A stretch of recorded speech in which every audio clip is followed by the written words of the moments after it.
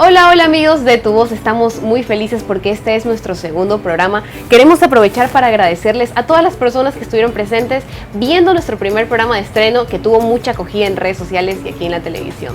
Hoy vamos a hablar de 3 temas muy interesantes. En Fuera Filtros vamos a hablar de la salud mental en la pandemia. En Conociendo A tenemos una invitada especial que mi amiga Camila la va a entrevistar. Y en Tu Mejor Versión vamos a hablar de los celos. Celos, Renata, me encanta este programa. Hoy día vamos a abrir con el tema de la salud mental, que según la Organización Mundial de la Salud es un estado de bienestar en el que una persona puede desarrollar sus capacidades con normalidad, puede trabajar y ser productivo, contribuir con el entorno en el que se desenvuelve. Sin embargo, esta salud mental se ve afectada por trastornos como la depresión, la ansiedad, del que se habla tanto hoy en día, que le merman a las personas la capacidad de poder desarrollarse con normalidad. Entonces, creo que sería muy interesante abrir esta conversación con este planteamiento que te voy a hacer sobre lo que llaman hoy en día la generación de cristal. Nos llaman a esta generación, la generación de cristal, porque somos se supone frágiles, que supuestamente. todo nos afecta, que antes los padres criaban a los hijos de forma diferente, se utilizaba mucho la violencia física incluso para criar a los hijos en las escuelas, todo era diferente. Entonces, claro, ahora se cree que somos frágiles, que no aguantamos nada. Entonces no sé qué piensas sobre este tema. Bueno, antes que nada quiero decir que este tema siempre fue importante. Este tema ahora, en pandemia, después de la cuarentena, después de todo lo que hemos vivido ya un año con el COVID-19, se le ha prestado mucho más atención. Según los datos ofrecidos por la Organización Mundial de la Salud, 1 de cada 4 personas tendrán un trastorno mental a lo largo de su vida. De esas, entre el 35 y el 50% no reciben ningún tratamiento o no es el adecuado, y cerca de 800.000 personas se suicidan cada año, siendo la segunda causa de muerte entre personas de 15 a 29 años.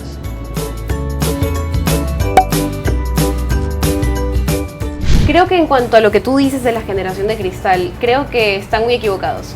Simplemente es porque a veces se necesita exagerar ciertas cosas para que le presten la atención que se necesita. Antes no le prestaban atención a ciertas cosas que hoy en día gozamos de ciertos derechos. Por ejemplo, somos el resultado de aquellas mujeres que lucharon para que ahora las mujeres tengamos los derechos que tenemos hoy en día. Entonces, creo que esto de la generación de cristal es muy equivocado. Es algo que es un término que utilizan las personas de otras generaciones que no se han podido adaptar a nosotros. Estamos defendiendo los derechos de ellos también, de nosotros y los que vienen. Y vamos a ver un poco sobre lo que la gente piensa acerca de la salud mental. Vamos a ver los reportajes de nuestra reportera Carla Bruno.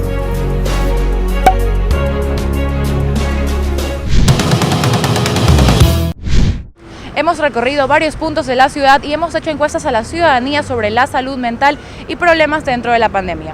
Esto es lo que tienen para contarnos. Disculpe, ¿usted considera que la gente que va a un psicólogo para recibir ayuda, como la gente suele decir, son personas locas? No, nada que ver. Para nada. No, justamente van donde el psicólogo porque necesitan alguna ayuda que no pueden resolverlo por sí mismos, entonces necesitan la ayuda de un profesional que ha estudiado para eso. ¿Y usted alguna vez ha ido a un psicólogo? Sí, alguna vez fui. Listo, ¿y qué tal le parece la experiencia? Muy buena, ayuda a sobresalir, a salir adelante cuando uno está con algún problema. Una persona necesita alguna ayuda emocional por algún proceso emocional que esté ocurriendo, lógicamente debe asistir, pues sería algo que lo va a ayudar, no perjudicar ni lo va a tildar de loco. Pero yo soy una persona que va a psicólogo por problemas de depresión. Yo soy inmigrante y acá se me desarrolló un poco más lo que es la depresión, ansiedad. Siempre estoy sufriendo de ansiedad, pero es ahorita por este tema de la pandemia, el desempleo, pero no es una persona que sea totalmente. ¿Y usted considera que el psicólogo sí sirve, es de buena ayuda? Bastante, lo que es, lo estricto de la terapia, el que te ayude, el que converses con alguien que no te va a juzgar, pero te va a buscar una solución y te va a ayudar, es increíble, yo lo recomiendo siempre. Obvio no, son personas que necesitan hablar con alguien, necesitan ayuda profesional, porque no siempre un amigo diciéndote te entiendo es suficiente. Claro, ¿y usted alguna vez ha ido al psicólogo? Sí. ¿Y qué tal? Me va muy bien. Sí. Muchas gracias. Creo que todos deberíamos ir al psicólogo porque es parte de la salud de todos los seres humanos. Entonces, ¿usted considera que la labor de los psicólogos es de suma importancia? Claro. Listo. ¿Y usted alguna vez ha ido al psicólogo? Sí. ¿Y qué tal?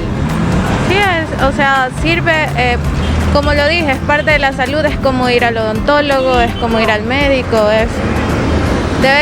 debemos quitarnos el tabú de que los que van al psicólogo están locos. Eso es lo que ha tenido la ciudadanía para contarnos sobre los problemas mentales y la atención psicológica. Y como siempre, recomendándoles que si alguno de ustedes, usuarios en casa, tiene algún tipo de problema psicológico o algo que necesite atender o conversar, siempre es bueno acudir a un psicólogo y recibir la ayuda correspondiente. Reportando para Tu Voz, Carla Bruno.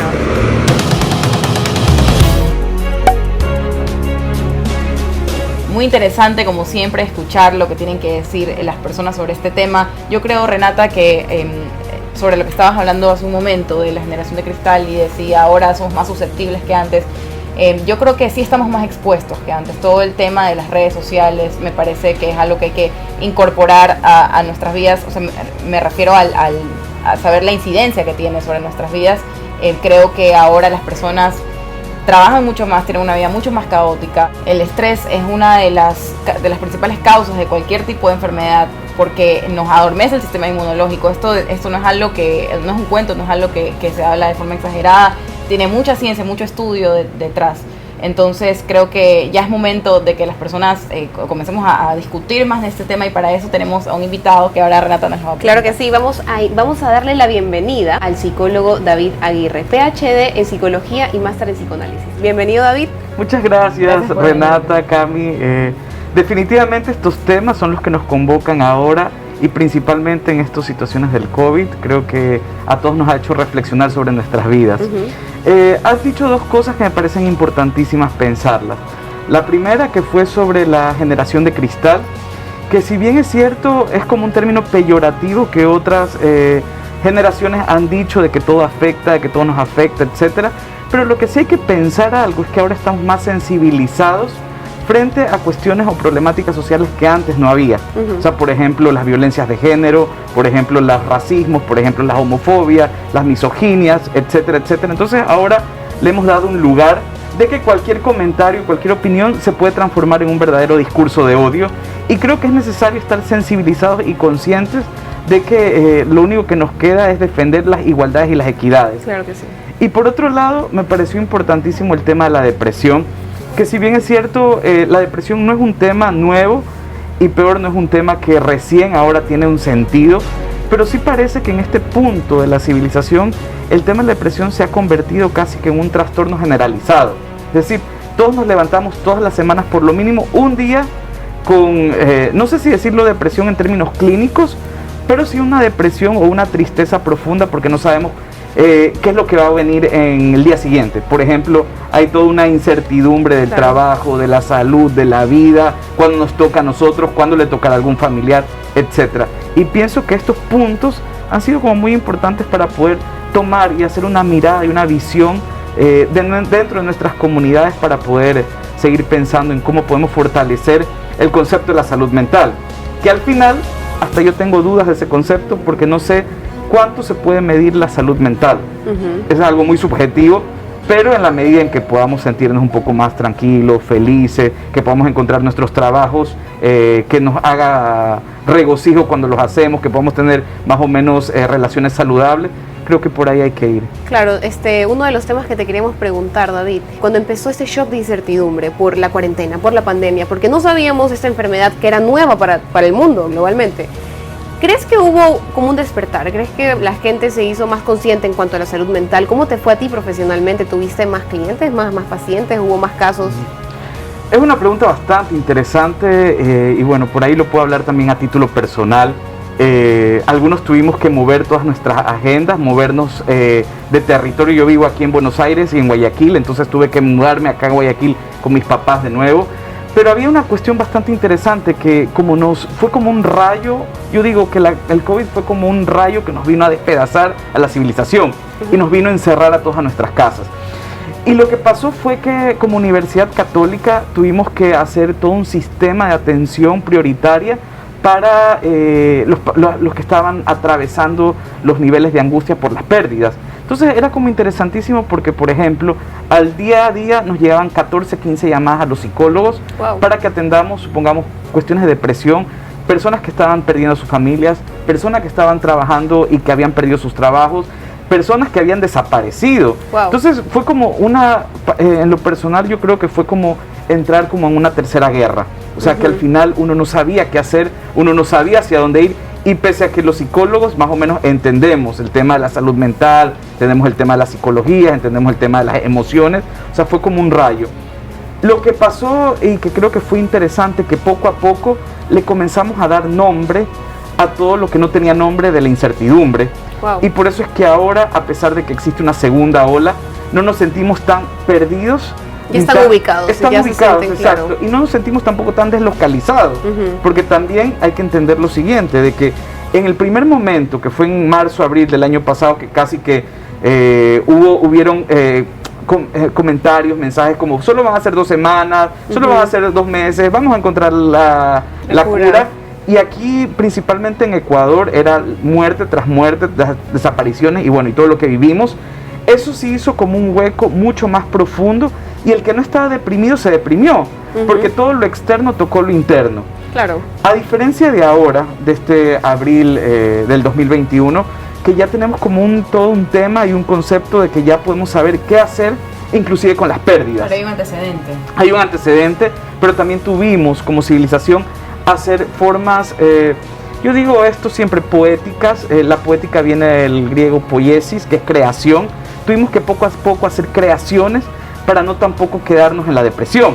Por ejemplo, veíamos semana tras semana que se ponía de moda, por ejemplo, hacían pan de banano, luego hacían CrossFit en línea, habían músicos tocando en línea, habían los cumpleaños por Zoom.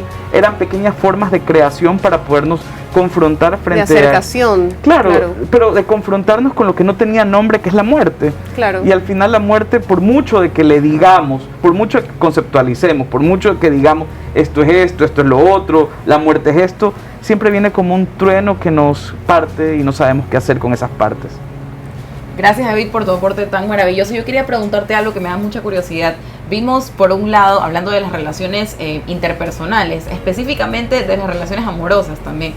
Vimos, por un lado, parejas que por la distancia, porque no se podían ver, no se podían experimentar físicamente, terminaron, y otras que en cambio por el encierro se casaron y terminaron porque no se aguantaron. Entonces, disculpa, se casaron y se cansaron. Casarse y cansarse está muy cerca. A un paso.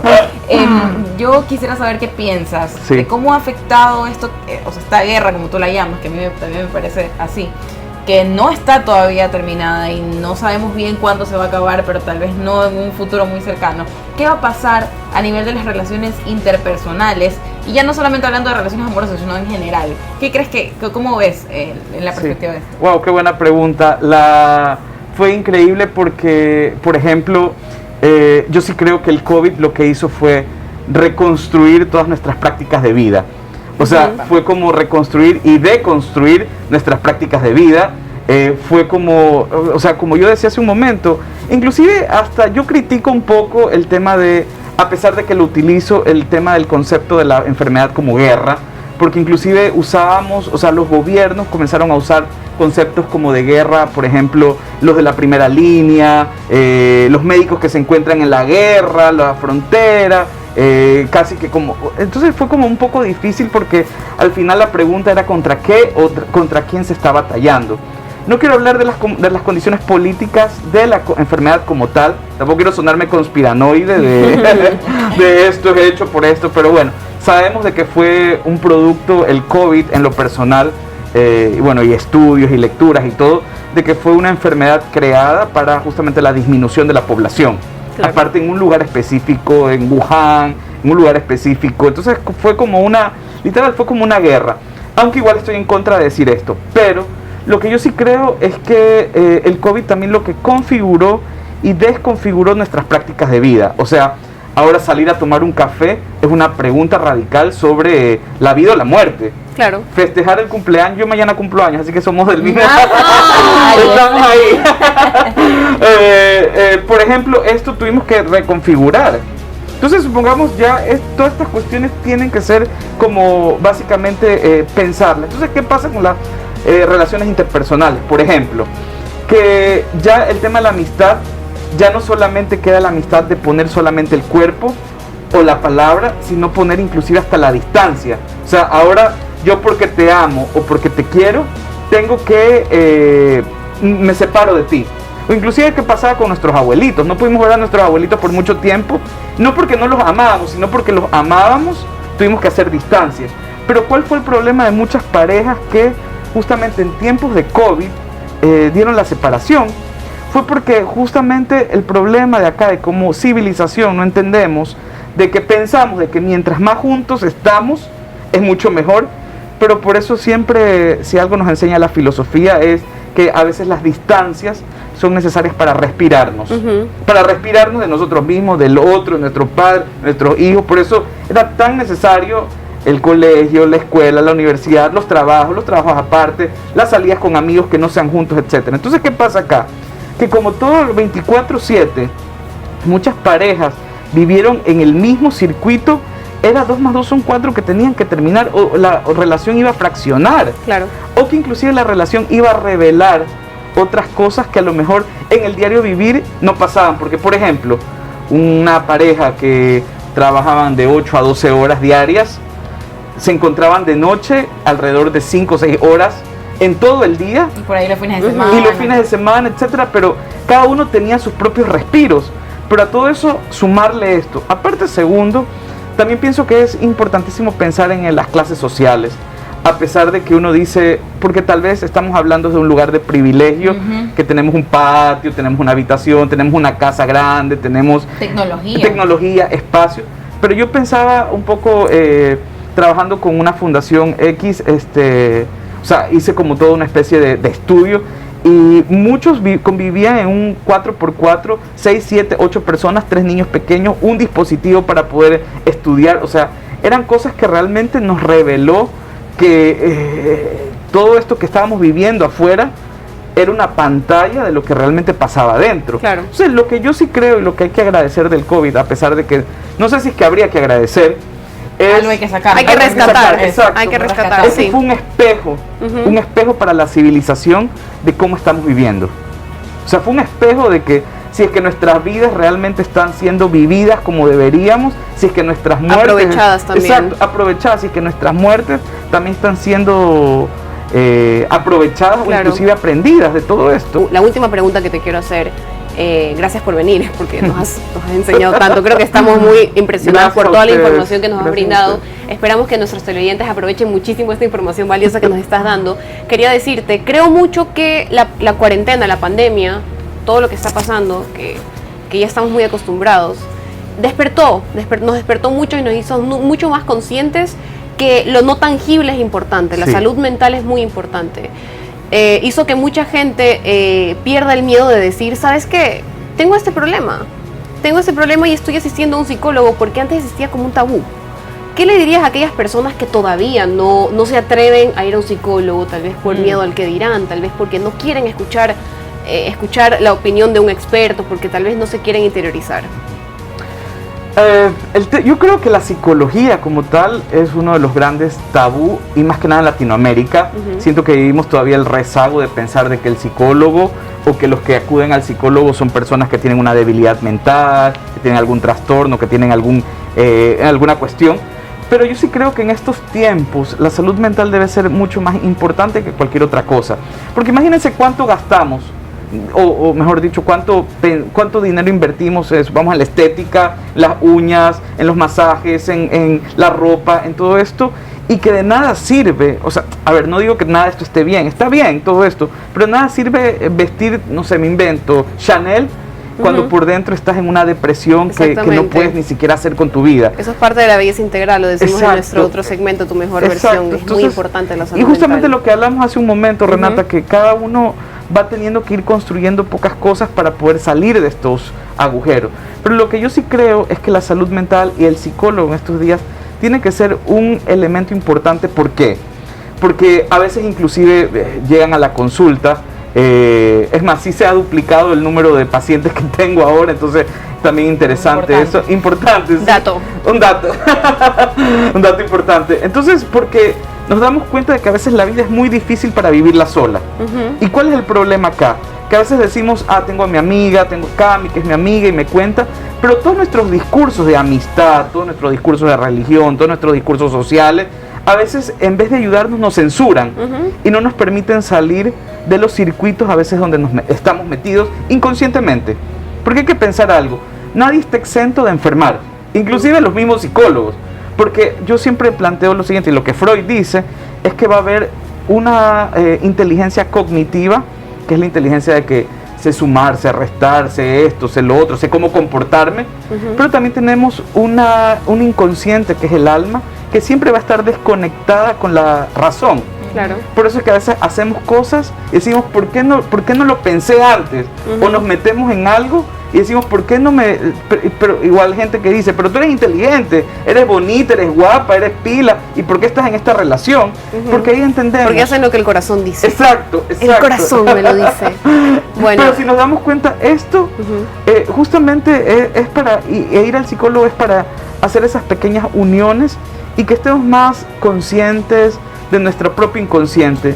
Más alineados también. Más alineados, como sí. lo decías, esto es súper importante. La incoherencia entre el pensar, sentir y el actuar creo que es el origen de la mayoría de los sufrimientos de las personas. Entonces, claro, es muy importante esto. Y para cerrar, quería decir que destacar algo más bien que dijo nuestro invitado de lujo. Una vez más, gracias por venir.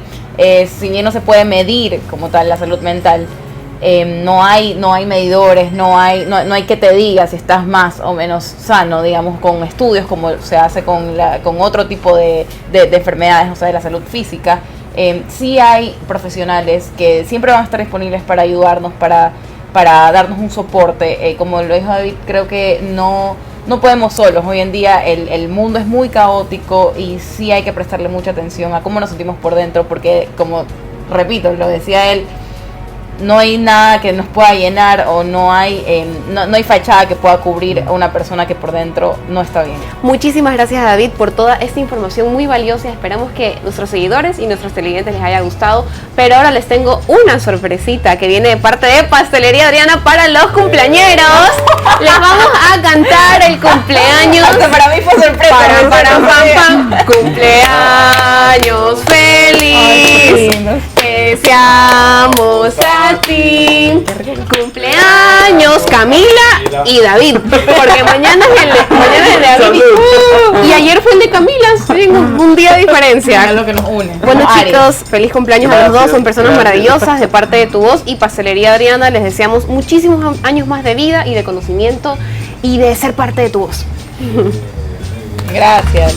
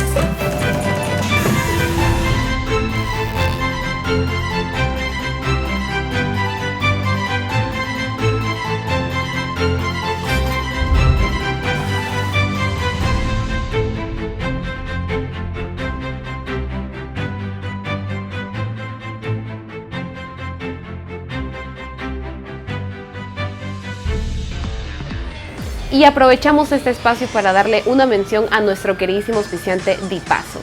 ¿Buscas revitalizar tu piel? La línea Green Goddess alivia la piel estresada, brindando una máxima hidratación. Sus productos son infundidos con aceite de semilla de cannabis sativa orgánico, rico en ácidos grasos esenciales, ácido hialurónico y escualano vegano para llevar tu piel a nuevos niveles de brillo de diosa. Dipaso.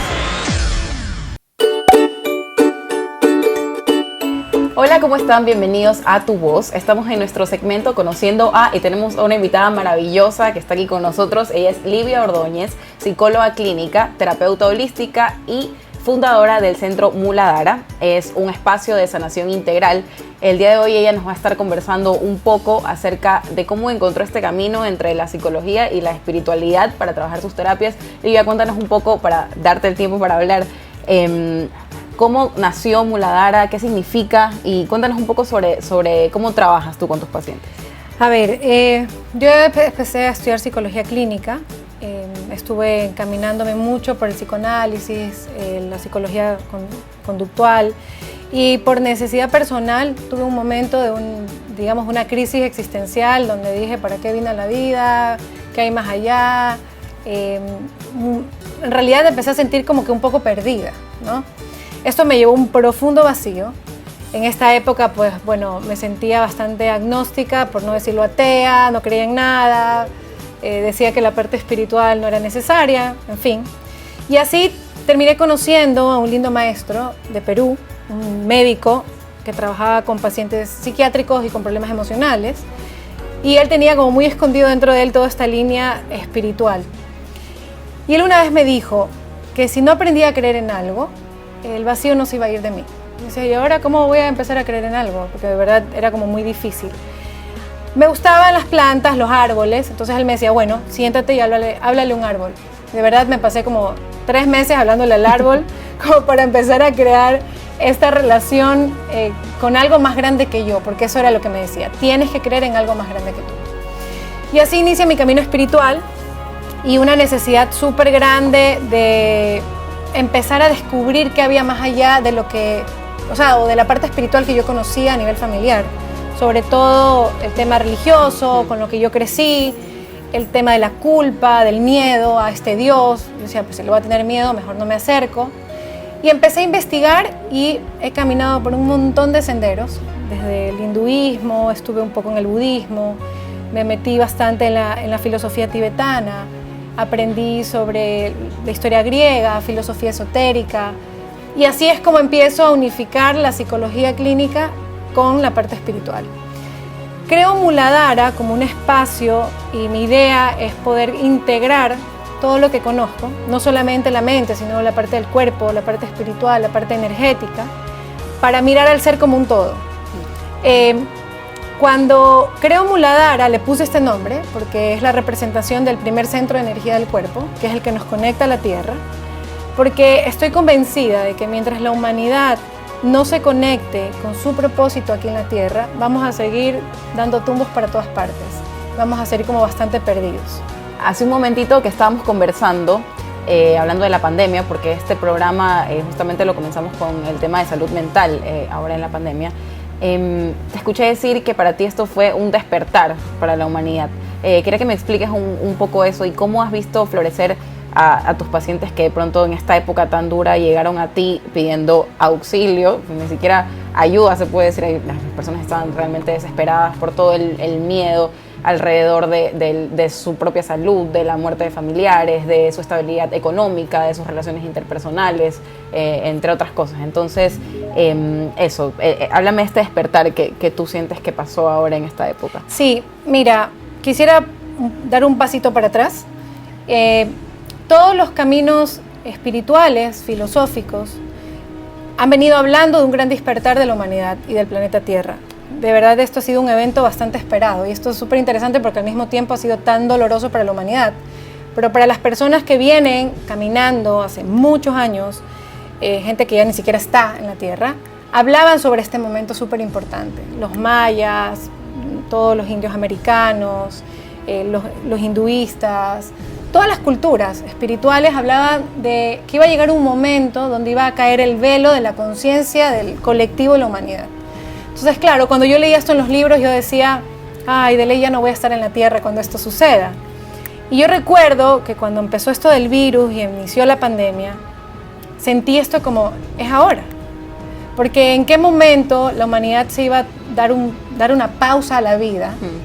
La pandemia nos obligó a meternos en nuestras casas. Para muchos fue durísimo quedarse en casa, porque nos obligan a ponernos mascarilla, ¿Para qué? Para que empecemos a mirarnos a los ojos. No nos miramos, la gente se siente incómoda al mirar a los ojos. Entonces el despertar para mí empieza desde allí, desde volver a casa, volverte a replantear cómo estoy viviendo, en qué estoy trabajando, qué estoy haciendo, cómo están mis hijos, volverlos a atender, las que somos mamás y de repente nunca estábamos en casa, los padres de repente que trabajaban un montón, volver a mirar a la pareja, quiero estar con ella, no quiero estar. Entonces los divorcios se dispararon, las crisis de pánico se dispararon, la violencia aumentó en las casas también. Y yo siento que esto fue un despertar de conciencia, no siempre es como muchos creemos bonito y color de rosas. El despertar de conciencia viene con arrancar el velo de juicios, de ideas, de conceptos, paradigmas que no nos dejan mirar la vida de una manera distinta. Entonces yo siento que la pandemia llegó a la humanidad para realmente decirnos, detente, mira cómo estás viviendo, anda hacia adentro. Entonces se abrió esta necesidad de buscar ayuda y yo siento que hoy se ha normalizado muchísimo el ir a terapia y buscar ayuda emocional. Eso estábamos hablando justamente con nuestro psicólogo invitado, el anterior, de cómo a él las llamadas y la búsqueda por ayuda se le disparó hartísimo a las personas que antes nunca le habían dado una importancia, nunca habían incorporado a sus vidas el tratamiento psicológico y lo comenzaron a hacer ahora casi que obligadamente. Entonces concuerdo con lo que estás diciendo, creo que fue un despertar colectivo, muchas personas hicieron una introspección que tal vez nunca antes habían hecho y bueno, algo rescatable, ¿no? de todo este evento tan trágico. Ahora tengo una pregunta un poquito compleja para mí entender, quería que tú lo aclares, ¿no? ¿En qué momento tú piensas que hay que pasar ya de una terapia psicológica, en tu caso integral, porque es psicología, espiritualidad, a un tema ya de psiquiatría? Yo lo uso y derivo a un paciente a un psiquiatra o le digo, no te atiendo si no vas a un psiquiatra, cuando el síntoma está desbordado, cuando el síntoma está fuera de control. ¿Síntomas? ¿Cuáles podrían ser? Síntomas, por ejemplo, el ataque de pánico, no para. Hemos trabajado, te he visto 2, 3 sesiones y esto sigue, la intensidad sigue, no la estás pasando bien, pues tenemos que acudir a una medicina. Yo no, a pesar de que soy una terapeuta integral y que muchos terapeutas integrales descartan la psiquiatría, yo no. Yo considero que todo está al servicio de algo y que la medicina está ahí para eso. Entonces, hay casos donde necesitamos, no podemos descartar ciertas situaciones de los pacientes donde yo veo la necesidad de tomarse un medicamento y por qué no derivarlo. Yo creo que se puede hacer un trabajo en conjunto muy lindo cuando es necesario y habrán otros casos donde también he visto que están siendo medicados y no es necesario, donde una ayuda de otro tipo o se empieza un proceso para que poco a poco vaya dejando la medicina y luego pueda tener una vida sin medicamentos psiquiátricos. Hay una última pregunta que te quería hacer, esto también ya lo hablamos anteriormente, pero quería ver tu punto de vista sobre este tema de la generación de cristal, cómo nos han catalogado. Yo tengo una pregunta, de verdad, lo he pensado mucho, no he llegado a una respuesta de si esto, o sea, los problemas que se ven ahora, que se escucha tanto sobre depresión y ansiedad, es algo que siempre hubo y no se le prestó la debida atención porque no había la conciencia que hay ahora sobre el tema, o crees que ahora definitivamente nuestra juventud está muchísimo más expuesta por el tema desde las redes sociales hasta... hay mucha más como sensibilidad sobre otros temas que antes no, hablando por ejemplo de temas como ya hay ahora cero tolerancia como el tema del machismo, el racismo, la homofobia. Entonces, ¿tú piensas que esto, bueno, es definitivamente algo que siempre estuvo o crees que se ha agudizado un poco, que estamos más expuestos? A ver, yo creo que durante la historia de la humanidad, de lo que conocemos, siempre ha habido situaciones emocionales. Yo siempre recuerdo los videos de Sigmund Freud cuando trataba a las neuróticas, mujeres que las tenían que amarrar que gritaban, ¿no? Porque tenían un nivel de emociones tan reprimidas, porque era una época donde se reprimían las emociones. El hombre no tiene permiso de llorar, al nivel de la sexualidad no había que sentir porque era pecado, y había un montón de condiciones emocionales a nivel de la sociedad que poco a poco se han ido cayendo. Entonces imagínate al ser humano hecho una coraza y esta coraza empieza a caer, empieza a caer y empieza a caer y llegamos a esta generación llamada la generación de cristal porque es una generación mucho más sensible con todo, con el medio ambiente, es una generación revolucionaria. Pero antes de la de cristal estuvieron los índigos, que esa me considero yo, que venimos un poco a romper los esquemas sociales, te rebelas ante el sistema familiar, dices no me parece eso que dice la religión, no me gusta ese camino que me están diciendo, no, yo no quiero estudiar tal cosa, yo quiero estudiar esto. Entonces empiezas un poco a imponer más lo que tú deseas. Luego llega esta generación de cristal, que mi hijo es parte de esa generación de cristal, un niño súper sensible, que ver noticias y ver el tema de agresión y violencia y de guerras, él puede sentarse a llorar solamente con verlo. Y él me dice, ¿por qué? Entonces, son una generación que han ido evolucionando y ahora es más sensible y más conectada al corazón. Entonces, no es una generación más débil. Yo considero que es una generación mucho más conectada a su interior, que está tratando de buscar coherencia en sí mismo para encontrar esa coherencia hacia afuera. Porque de verdad hemos vivido en un mundo apagado y reprimido. Y yo creo que la generación de cristal está creando y es parte de las nuevas generaciones que están por venir. Súper importante resaltar eso que dijiste, no es una generación más débil, como he escuchado muchísimo a personas mayores, desde mi familia hasta personas extrañas, cosas que se ven en la televisión, cómo hablan de esta generación, justamente como lo que estás diciendo, ¿no? Como una generación más débil. Me parece súper importante resaltar esto último que acabas de decir, Livia, de que no somos una generación más débil por ser más sensibles. Creo que las generaciones van evolucionando y con ello tienen que ir evolucionando también las generaciones que van quedando atrás de nuestros padres, nuestros abuelos. Es muy importante tener esta empatía con los hijos, con los nietos, saber entender que si yo fui creado de una forma, no necesariamente esa es la forma adecuada de criar a mis hijos en casa, entre otras cosas, bueno, maravillosas que tú ya las has dicho, solamente estoy tratando de resaltar algo. Y bueno, esperamos tenerte de nuevo en el programa. Muchísimas gracias por tu aporte. Ahora, un dato curioso que nos estaba contando Livia es que la risa es la vibración más alta y ahora vamos a pasar a hacer una terapia de alegría, pero antes de eso te quería preguntar, porque estábamos conversando un poco de este tema hace un rato, ¿qué piensas tú sobre los celos? Dime lo primero que se te venga a la mente, trata de explicarnos qué piensas sobre esto. A ver, el celoso está buscando siempre algo para poderse ir de la relación como inocente. Esta es la mirada que tengo yo sobre los celos. Entonces el celoso va a buscar y cuando encuentra va a decir, ajá, por tu culpa, ahora me voy. Yo creo que las relaciones deben basarse en confianza y cuando hay celos es mejor ponerlo sobre la mesa. Qué bestia, breve y conciso, nunca lo he visto así. Me parece súper interesante esto de contrastar un poco los conceptos, ¿no? De diferentes personas, qué linda manera de aprender. Bueno, ahora sí vamos a nuestro juego, se llama Risotada. Vamos a leernos unos chistes que no hemos leído. Ella los tiene, yo no los he visto, ella tampoco ha visto los míos, ni siquiera yo he visto los míos. Y el juego consiste en, yo le voy a leer un chiste a ella, no se tiene que reír, ni yo tampoco me puedo reír mientras estoy leyendo el chiste. La persona que se ría más, cuando terminemos son 5 chistes cada una, pierde. Y la que no, pues gana el juego. A ver, yo no he visto todavía esto. Te voy a preguntar, nos tenemos que mirar. Cuando te cuento el chiste y nos vamos mirando. Vamos a hacer con el primero. Perdiste. Esto no cuenta. A ver. Buenos días, me gustaría alquilar Batman Forever. No es posible, tiene que devolverla a Tomorrow. Ah, bien, no te reíste. A ver, ya, vamos uno. A ver, dale, el tuyo. A ver. Mamá, en el cole me llaman despistado. Niño, esta no es tu casa.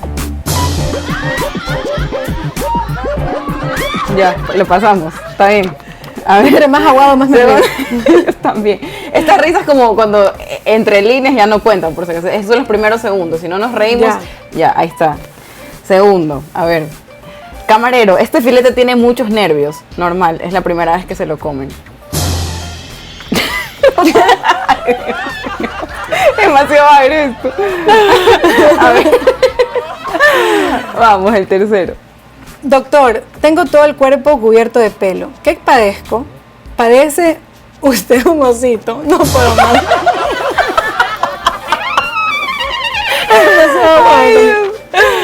Ay, Dios. A ver, vamos, el tercero. Vamos, ¿cuánto vamos? Alguien me va a dar cuenta. cuentas. Creo que tenemos, no, vamos a empate, vamos 2-2, yo creo. Ya, al final vemos. A ver. Buenos días, quería una camiseta de un personaje inspirador. Gandhi, no, Mediani.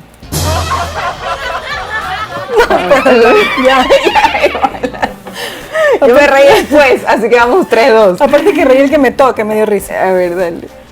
Hola guapa, ¿cómo te llamas? María de Los Ángeles. ¿Y tú? Pedro de New York. Es demasiado, ya no. No me reí, me ha aflojado la risa, está ahí, no sé, no se ha salido todavía, no ha salido. A ver, vamos el penúltimo chiste. Hola, ¿está Agustín? No, estoy en comodín.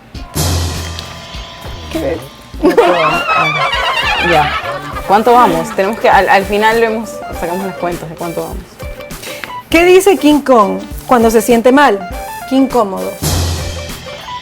Está aguantable. Eso me puedo aguantar. A ver, vamos, el último chiste. Aunque ya creo que sabemos quién es el ganador, pero a ver, vamos. Si los zombies se deshacen con el paso del tiempo, ¿son biodegradables? No, buenísimo. Ay, ¿por qué siento que suena a nosotros nos da risa? Porque nadie más en el set se está riendo. ¿Qué pasa? Yo me río de los chistes agrios. Ese es el problema. Esa es mi debilidad. El último, a ver. Soldado López. Sí, señor. No lo vi ayer en la prueba de camuflaje. Gracias, mi capitán. Sí que lo entendí. Se me dio risa la risa de ella, pero sí entendí.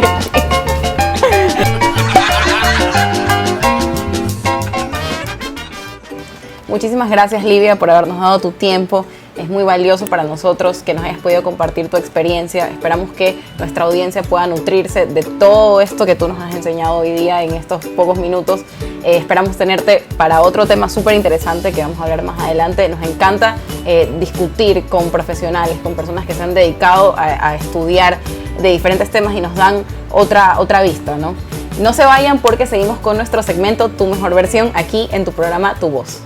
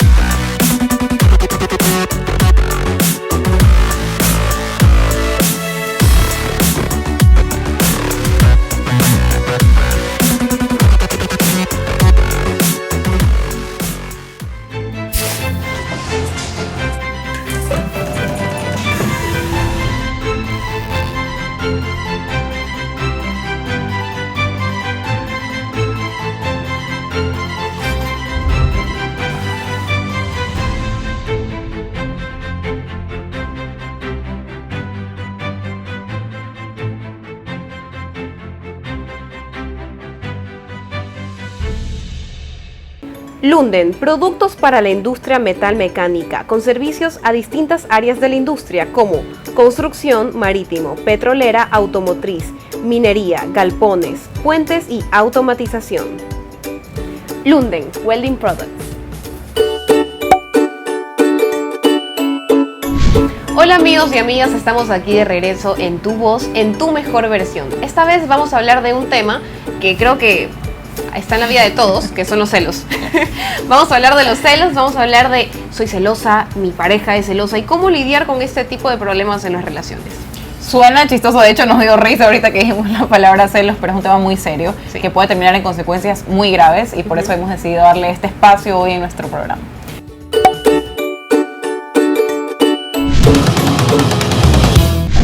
Hola, ¿cómo está, amiga? ¿Cómo se llama? Margarita. Y Margarita, cuénteme, ¿usted se considera una persona celosa? No, para nada. ¿Y qué pensaría usted si su esposo le dice que quiere irse a una fiesta de solo chicos sin usted?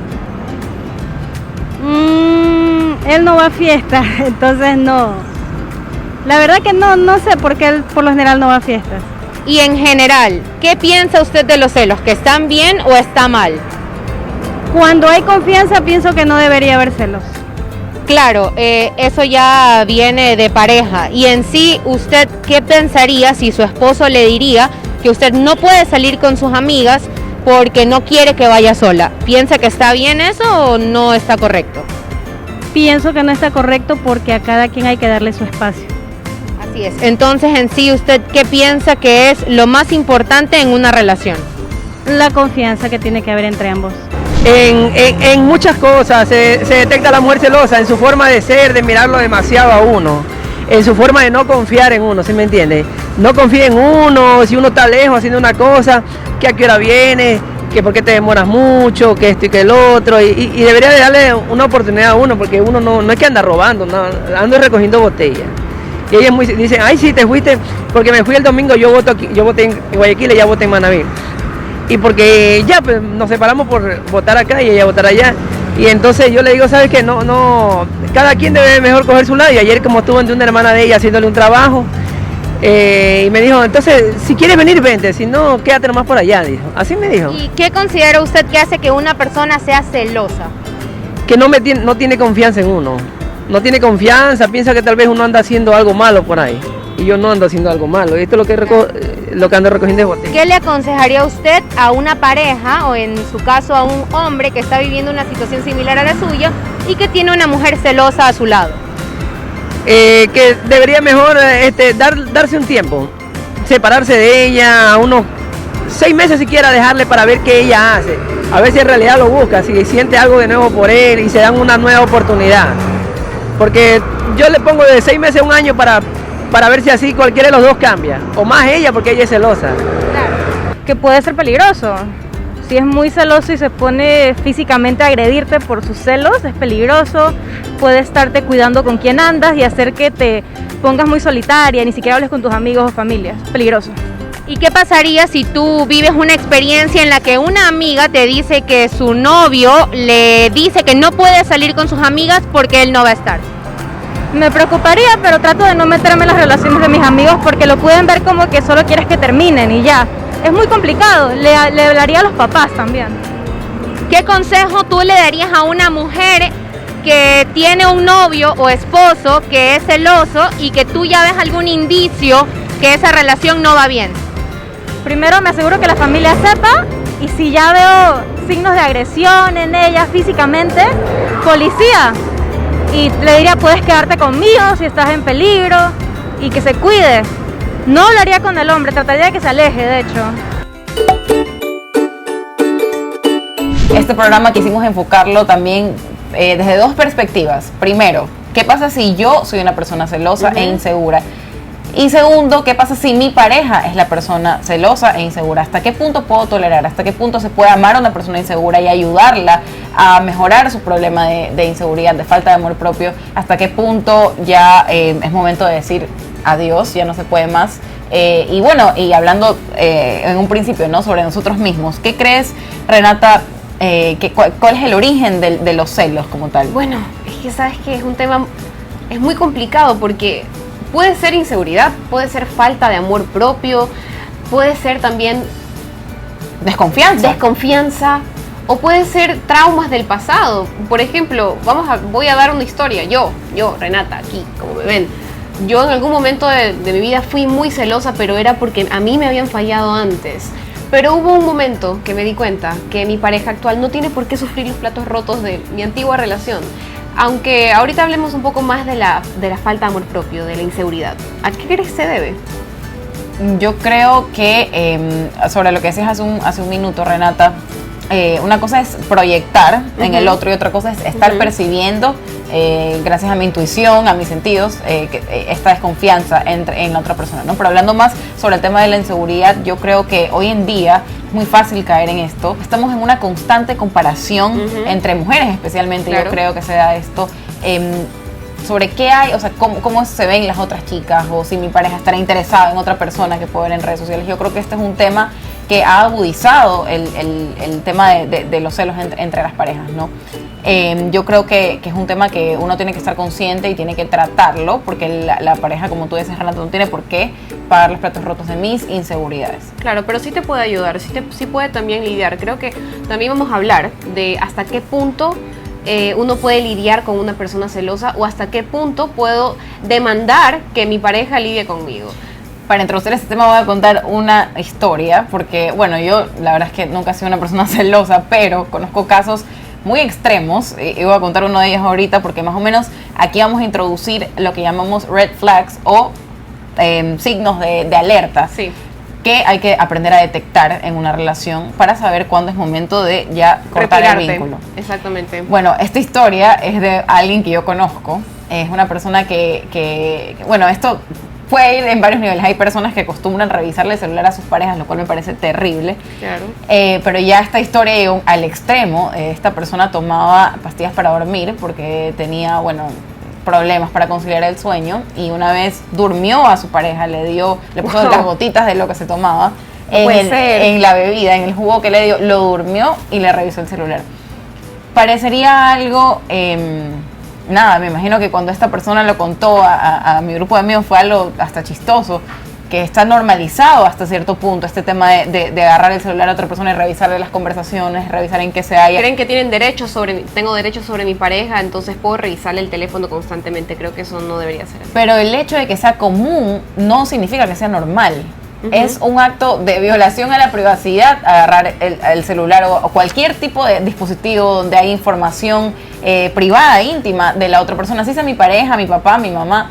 Entonces es algo que yo creo que deberíamos dejar de normalizar. Como decía, esto se puede llevar a un caso extremo en que una persona duerma a su pareja para poder revisarle las conversaciones. Entonces, algo que también creo que debemos dejar de naturalizar es esperar que mi pareja sea celosa para sentir que me quiere. Creo que eso es una señal de inseguridad en una persona. Yo necesito que mi pareja me cele, me haga sentir valiosa para yo saber que soy valiosa. Creo que es una de las señales de inseguridad, y eso desencadena a una persona, como ahora en redes sociales dice, una persona tóxica, una persona que no te hace bien y no deja que los demás estén bien. Entonces pensemos un poquito cuáles son esas costumbres que a veces tenemos en la sociedad, que hacen naturalizar los celos, que hacen que los celos sean parte o sean necesarios de una relación. Hay que romper esos estigmas, como tú decís, Renata, hay esta frase del que no te cela no te quiere, y en realidad es algo muy incoherente. Y la verdad es que creo que ya como sociedad es momento de comenzar a replantearnos las cosas. Y nada, hay otra historia muy buena que también creo que merece ser contada, es una historia extrema. También conozco a alguien que hasta le pusieron una orden de alejamiento porque le había puesto en la cámara del celular a la persona, o sea, le había hackeado a su expareja, y la cámara trasera del celular podía enfocar y esta persona tenía acceso a ver todo lo que la pantalla... él podía ver a través del celular de su expareja. Entonces, cuando la persona tenía el celular en una cafetería, en una reunión o en lo que sea, podía ver. Veía lo que la persona veía. Es como si mi novio me hackea mi teléfono y puede ver lo que yo estoy viendo. Wow, no. Esto de aquí terminó en una orden de alejamiento que le pusieron a esta persona y nada, una relación sumamente tóxica era esto de aquí y llevó a este extremo. Entonces, esto afortunadamente no resultó, no pasó a mayores, a violencia física o algo así. Sigue siendo una violación muy grave de la privacidad, pero creo que estas sí son ya, estoy segura de que estos son ya extremos, son alertas, porque esto de aquí puede desencadenar en lo que más adelante vamos a tratar como los crímenes pasionales. Y un consejo que también les puedo dar, chicas, no esperen, y chicas y chicos, porque las mujeres también son celosas, en cualquier modelo de relación hay personas celosas. No esperen a que estas alertas salten. A la primera, aléjate. A la primera que tú veas que esta persona es controladora, que esta persona es violenta, que esta persona no te deja a ti surgir, que te quiere retener y te está prohibiendo tal vez no vestirte con cosas pequeñas como te gusta. Si no te gusta, bueno, o tal vez no me gusta esa amiga tuya que te lleva a tal lugar. En ese momento retírate, no esperes a que pase alguna tragedia, porque en realidad es los celos, es uno de los indicios de violación, o sea, es uno de los indicios de uno de los problemas en la sociedad, que es el femicidio. Entonces no esperes a que pase para alejarte, sino a la primera aléjate. Tu intuición, tu corazón, tú lo vas a saber en el fondo que esa persona no es buena para ti. Entonces tienes que saber valorarte, quererte, saber distinguir si esa persona en realidad te está queriendo o en realidad te quiere para él y te quiere, o para ella, y te quiere retener. Entonces ese es mi consejo, hay que alejarse, hay que saber cuándo tomar distancia. En lo que lleva del 2021 se han registrado 21 feminicidios en el Ecuador.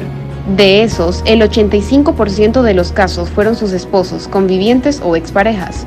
Y este año se ha comprobado que existen casos de feminicidio que están siendo reportados como suicidios, pues los asesinos disfrazan la escena para aparentar lo que no es.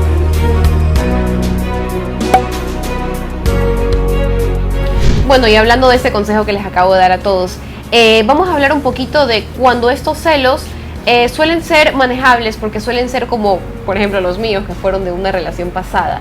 ¿Hasta qué punto crees tú, Camila, que es manejable? ¿Hasta qué punto crees que puedes lidiar con este tipo de cosas? Ayer justamente estaba leyendo un post de Instagram de un psicólogo que sigo, que me gusta mucho. Creo que una respuesta muy acertada a tu pregunta, Renata, es siempre y cuando la discusión que haya de por medio entre la pareja, cuando se dé una situación de celos, sea constructiva y no sea destructiva, siempre que pueda haber respeto en la comunicación, siempre que no haya ningún tipo de violencia verbal, física, emocional, creo que es manejable. Creo que las parejas también están para apoyarse, creo que todos en el fondo tenemos traumas inconscientes, problemas, como tú decías, de relaciones pasadas. Entonces, como la pareja también es considerada como un apoyo para cualquier persona, creo que sí puede haber este impulso, esta ayuda de parte de la pareja para que la persona sane y pueda gozar de un bienestar integral que lo puede tener solamente si tiene buena autoestima y amor propio. Y siempre que se dé desde un lugar, como te decía, ¿no?, de respeto, de una comunicación constructiva y sana. Claro. Pero cuando ya comienzan los insultos, los gritos, las amenazas, las prohibiciones, cualquier dejo de violencia física, creo que es una cuestión para analizarla muy profundamente y ser muy sinceros con nosotros mismos. Como tú decías, Renata, creo que la intuición a veces habla mucho más fuerte que cualquier otra cosa que una persona puede estar pensando de pronto por estar enamorada.